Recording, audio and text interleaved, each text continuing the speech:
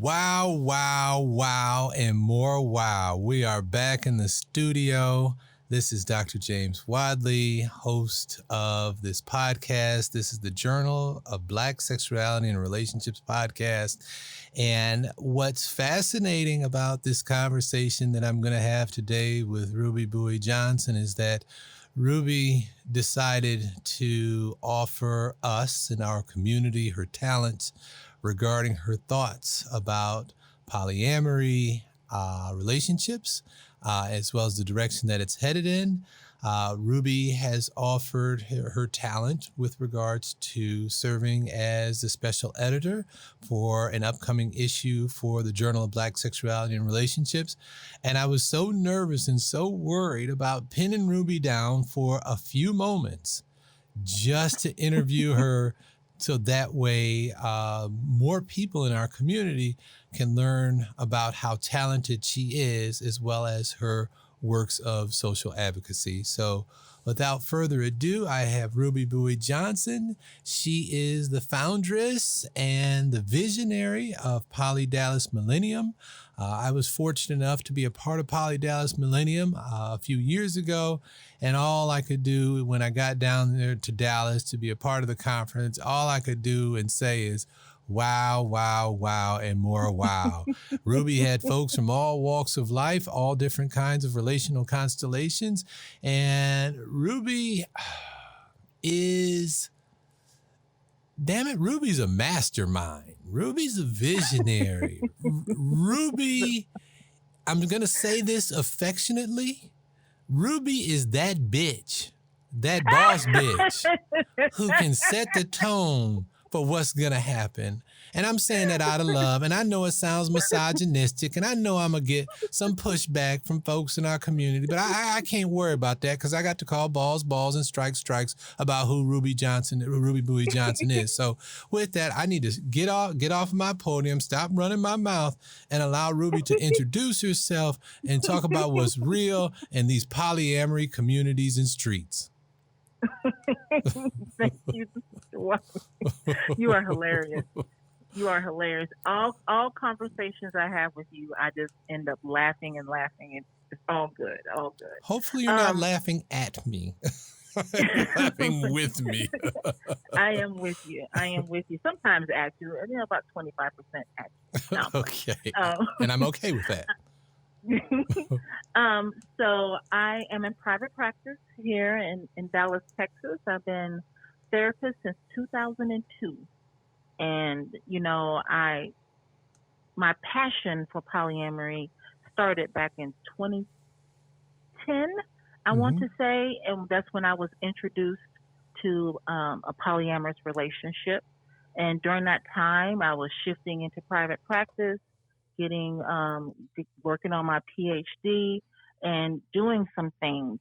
And I decided that this arena is something that I'm passionate about, and I'm just going to dive in with it. It just started to shift and started to mold. My personal started to align with my professional. And so that's where I'm at today. Good. And so tell us what's coming up for you with Poly Dallas.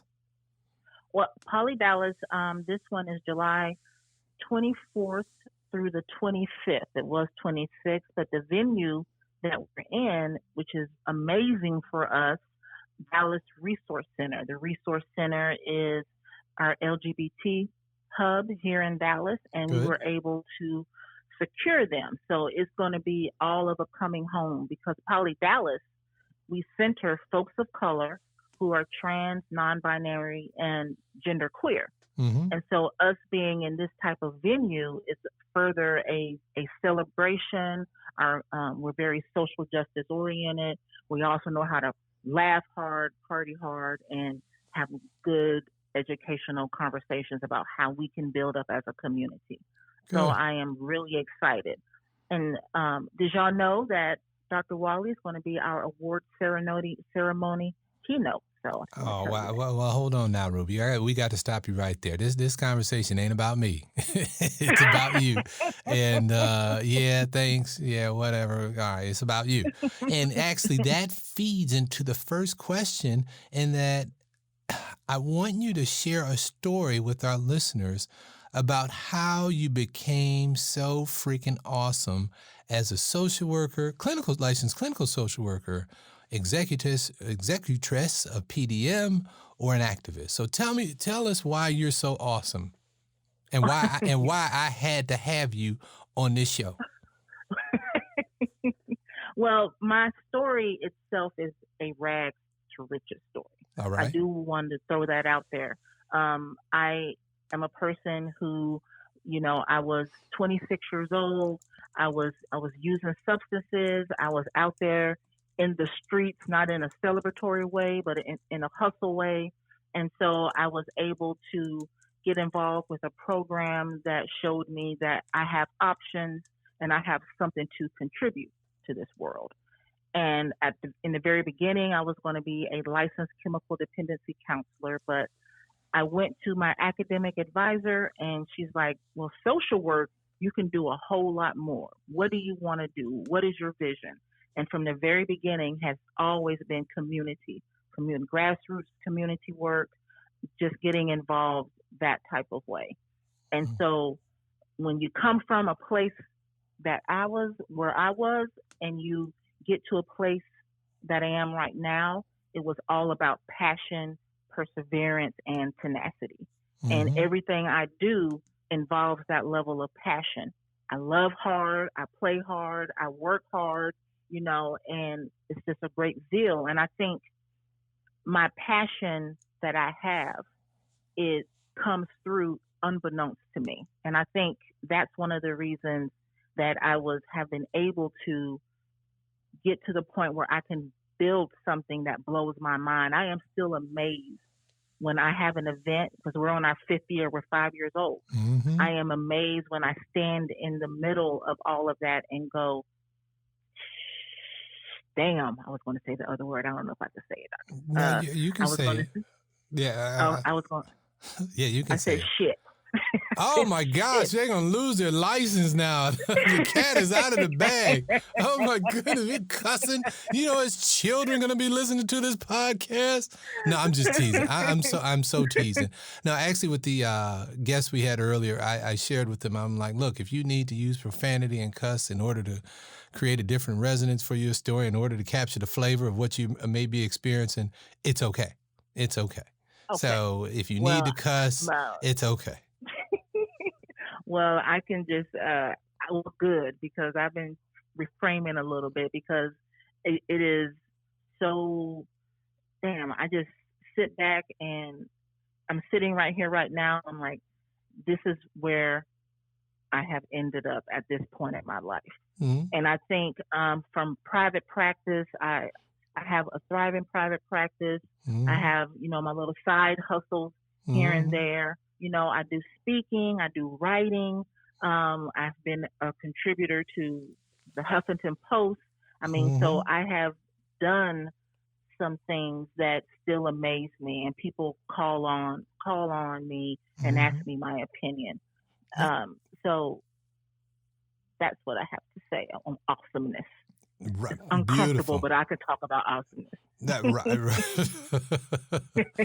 And again, if you need to cuss in order to talk about how fucking awesome you are, how much as I mentioned, you that baddest boss bitch out there, it's okay. Really, it's okay. And then again, to the folks who are hurt or dismayed and believe that I'm being misogynistic, I mean, I am to some extent. And yes, I can come up with different adjectives, and I'm going to go ahead and apologize. I'm going to step on some toes. But you know what? I take it as a compliment, right, that you call me a boss bitch. Yeah, and that's one of my favorite songs by Khalees. I'm bossy. Yeah, I'm not just going to be walking down the street and saying, "Oh, Ruby, you be." No, it's not that kind of party. I'm saying it with a lot of love and affection. I do have a smile on my face.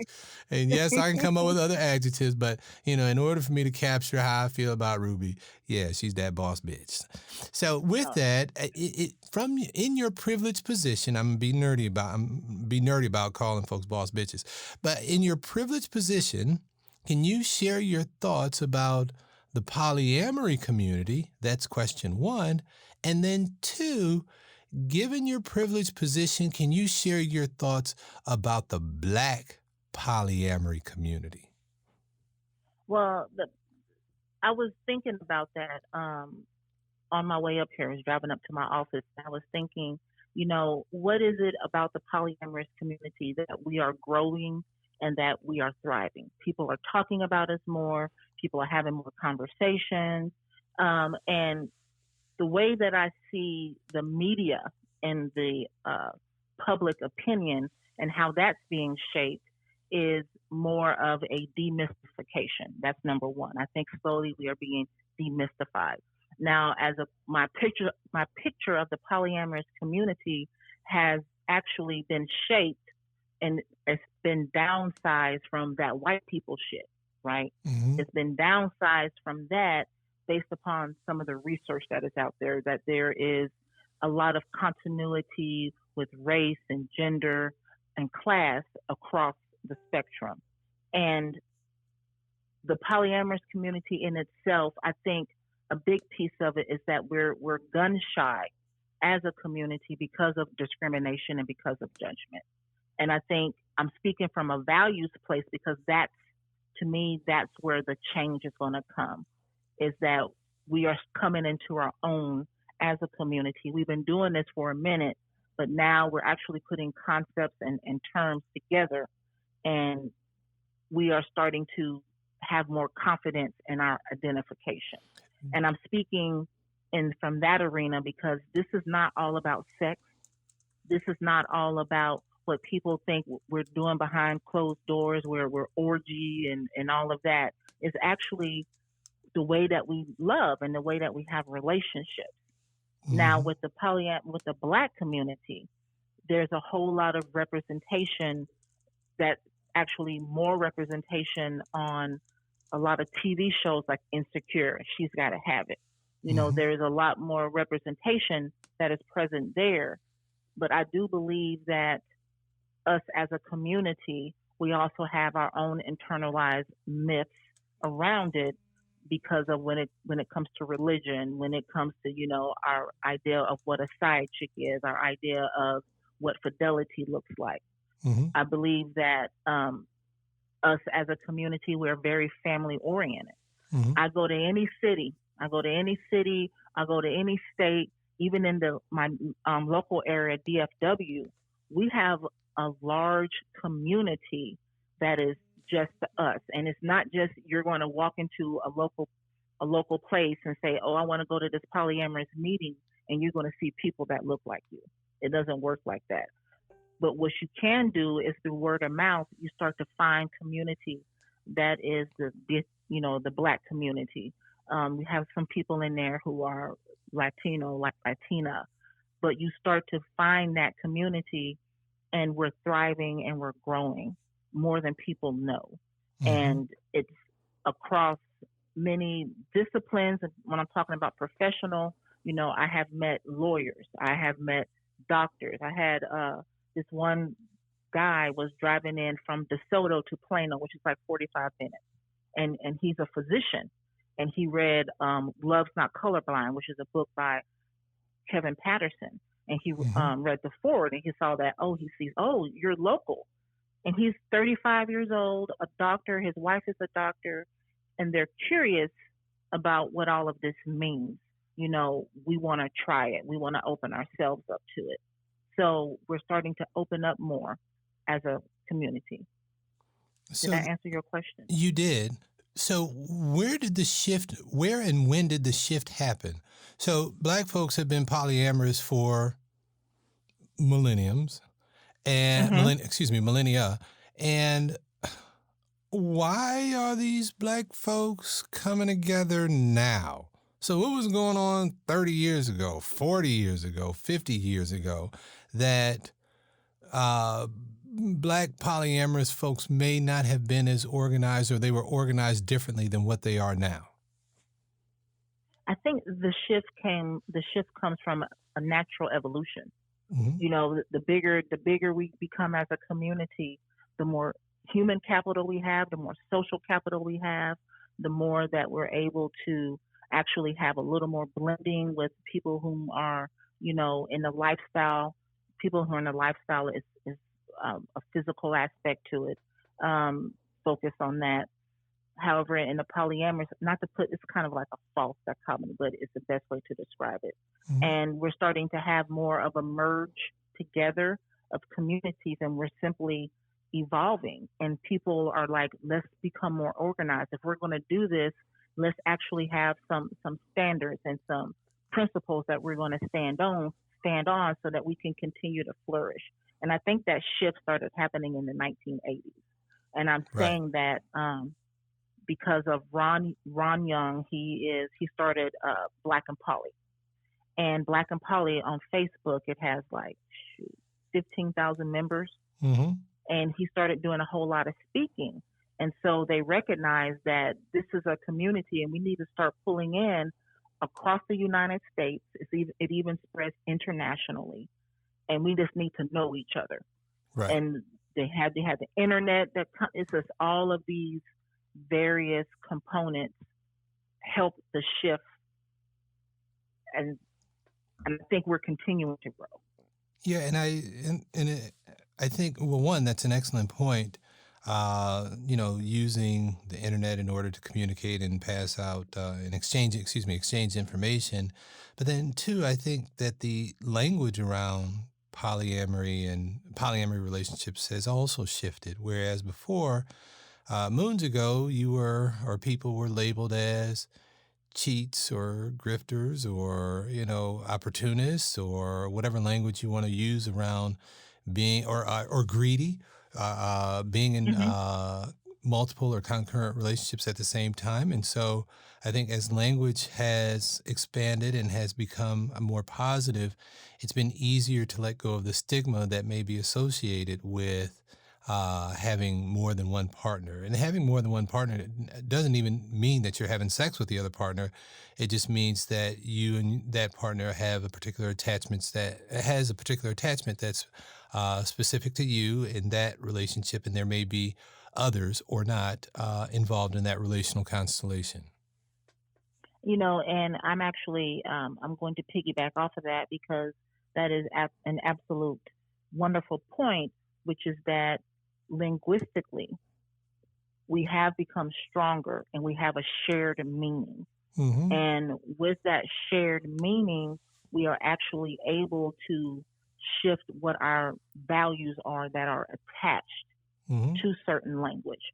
So when you have mononormity, you have that way of thinking that is centered around monogamy, anything outside of the couple, anything extra is viewed is demonized.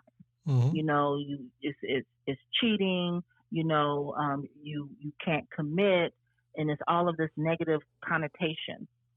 But once you get a language, because most cultures are around language, and you get a shared meaning, you're better able to solidify what those values are, what those principles are within relationship, and they start to evolve also. Not that they're evolving into anything more superior, but they're evolving into things that are going to fit what you want, what your goal is, what your happy looks like. And so that is also a very excellent point, because the term polyamory didn't really get, fully developed until a couple of decades ago. Right. So I think that's part of it also. Right. Shout out to Nina and George O'Neill, who wrote the book Open Relationships moons ago. All right. So I have 4 questions, and I'm going to reverse the order, Ruby, from I'm going to jump to 4 and then double back to 3 and allow you to, promote your conference and anything else that you're doing. So question 4 is, when you can't sleep, what keeps you up at night regarding your professional responsibilities, and what would you suggest for someone who wants to follow in your footsteps? So one of the things we do on our podcast is that, we try to connect the listeners or the readers with the professionals, researchers, clinicians, educators, and hell, I'll even say artists. So Ruby is so talented, I would call her an artist. So Ruby, in being an artist or a professional artist, as it relates to conference development, being a social worker, whatever, what keeps you up at night? everything. No. I'm so damn obsessive thinking about woulda, coulda, how can this be better? Mm-hmm. Shoot, you know, it's all a labor of love, and I have what they call those labor pains Mm-hmm. all the time. And so, what keeps me up at night is, you know, how can it be better? Right now, it's Poly Dallas Millennium. We are 7 months out, Mm-hmm. and I am up, you know, putting things together with the event because I work my, you know, my bread and butter, the things that you know, what I need to live on. I do that during the day. So what Mm-hmm. is the other time that I can do things? In the Right. middle of the night when it's nice and quiet. Right. So my passions are what keeps me up at night. And right now it's Poly Dallas. Also, I am experiencing what it's like to be a special editor. Mm-hmm. You know, talking to, you know, editing articles and going back and forth with people. I was just doing that a few minutes ago. Mm-hmm. And so that kind of stuff keeps me awake at night. Also, me dreaming.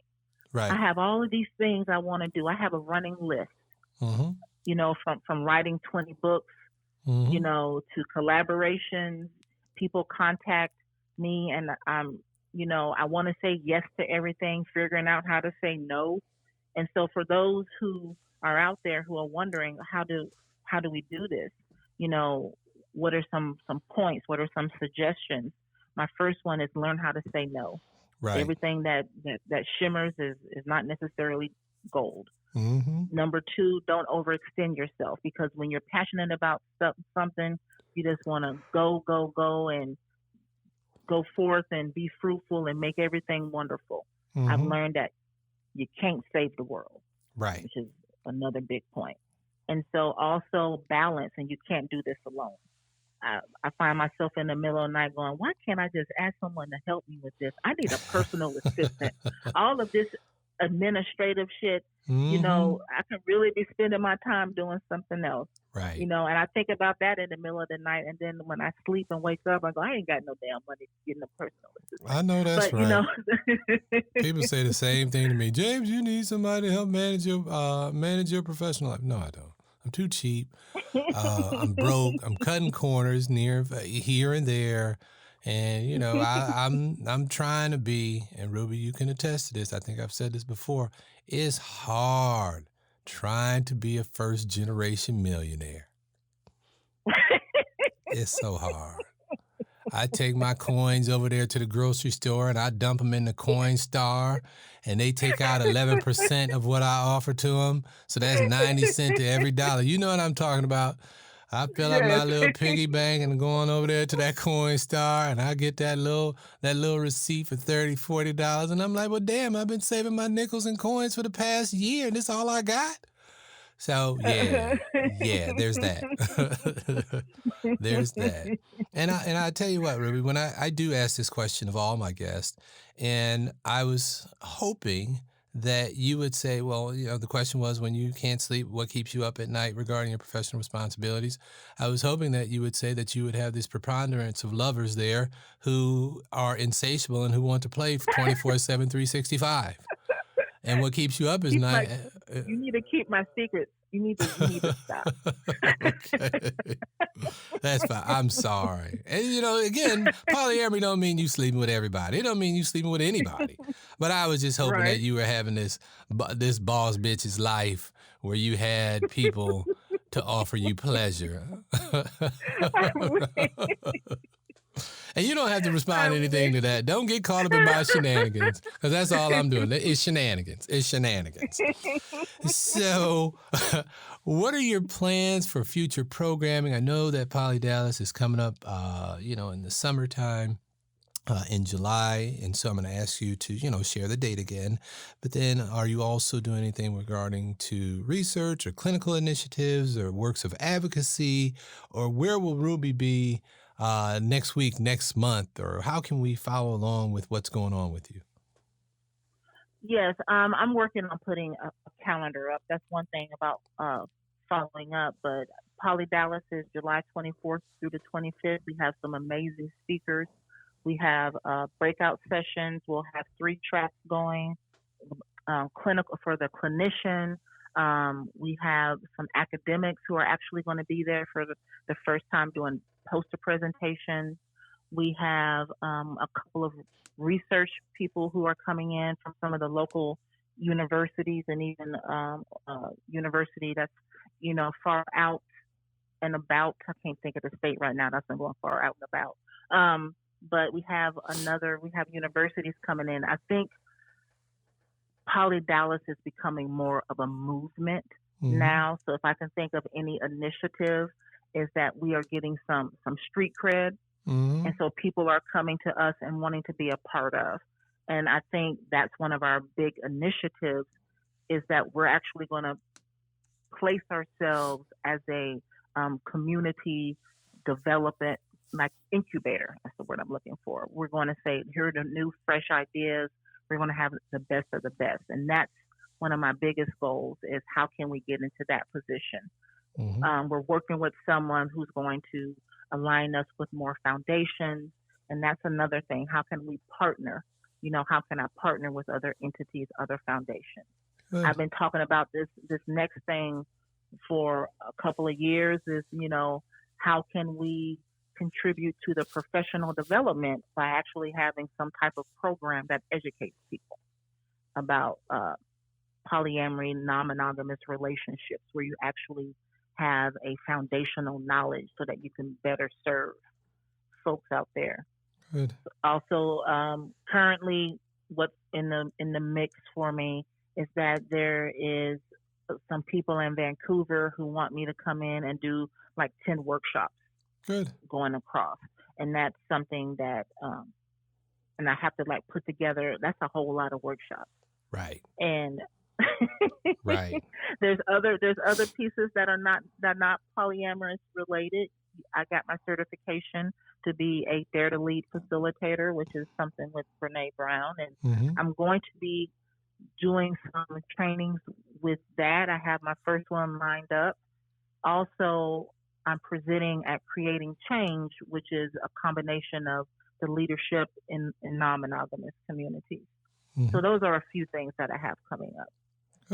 Good. And so if folks want to find you near and far, they should find you where?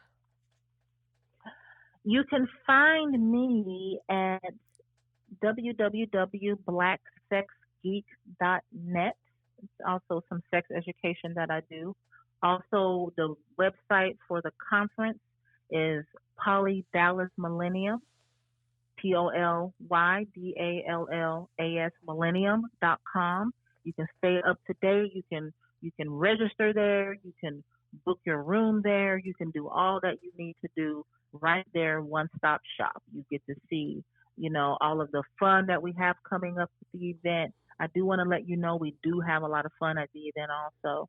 You can find me there. Also, you can find me at Poly Dallas on Twitter and Instagram, at Black Sex Geek on Twitter and Instagram, and Black Sex Geek on Facebook, and Poly Dallas on Facebook. So we have a whole lot of places that you can tap into me and stay current with everything that I'm doing. Good. Well, I want to thank you so much for offering your time and your expertise to our listeners as well as our readers. Again, Bui Johnson, she is the special guest editor for the next issue of the Journal of Black Sexuality and Relationships. That's Volume 6, Issue 2. And we are looking forward to her sentiments regarding polyamory and those kinds of relational constellations. And so, again, Ruby, thank you so much for your time and your consideration and coming on and sharing your thoughts and opinions and professionalism with our listeners as well as our readers. Thank you so much for having me. Good. I appreciate it. So this is Dr. James Wadley with the Journal of Black Sexuality and Relationships podcast. We're signing out, and we will see you and talk with you soon.